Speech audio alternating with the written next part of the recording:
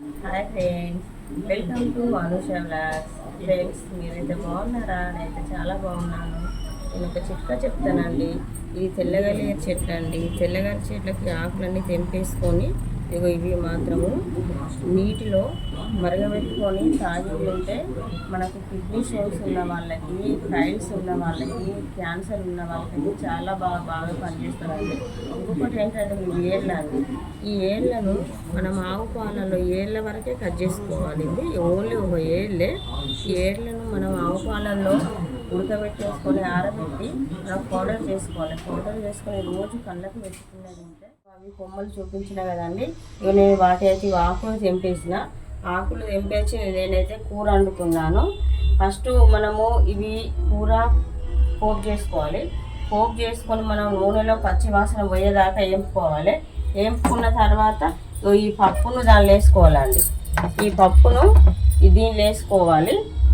కాకపోతే ఈ కూర తెల్లగలేరు కూర మన హెల్త్కి అయితే చాలా మంచిది. ఆవాలు వేసాను, ఇక పచ్చిమిర్చి వేస్తున్నాను,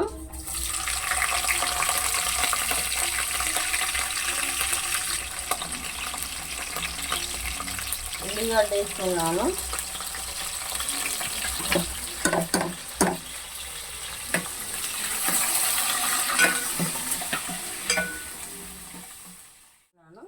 మనకు పడేంత పసుపు వేసుకుంటే సరిపోతుంది. మనకు ఈ కూర కర్రీ ఆకులు వేసుకున్న తెల్లగలేరు ఆకులు, ఇది తెల్లగలేరు కూర అంటారు వీటిని. నేను మంచిగా ఫ్రెష్గా కడిగేసుకొని ఇలా వేసుకున్నా.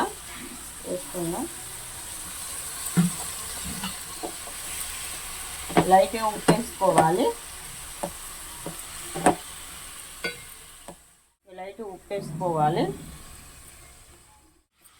మంచిగా నూనెలో ఫ్రై కావాలండి. ఆకు నూనెలో మంచిగా ఫ్రై అయిన తర్వాత ఈ పప్పు వేసుకోవాలి. దీనిలోకి మరీ చిక్కగా ఉంటే మాత్రం బాగుండదు. ఇలా గంట జాడు చేసుకోవాలి. ఇది మనకు ఫ్రై అయిన తర్వాత ఆ పప్పును దీనిలో పోయాలి. ముందు ఉప్పు వేసిన, మళ్ళీ కొంచెం కారం వేసిన కాబట్టి వీటికి సరిపడేంత ఉప్పు వేసిన.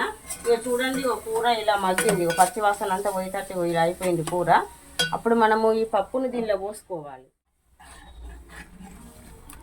పప్పుని ఇలా పోసుకోవాలి. ఈ పప్పు కొత్తిమీర వేస్తున్నాను. మీకు నచ్చినట్టయితే లైక్ చేయండి, షేర్ చేయండి, సబ్స్క్రైబ్ చేయండి.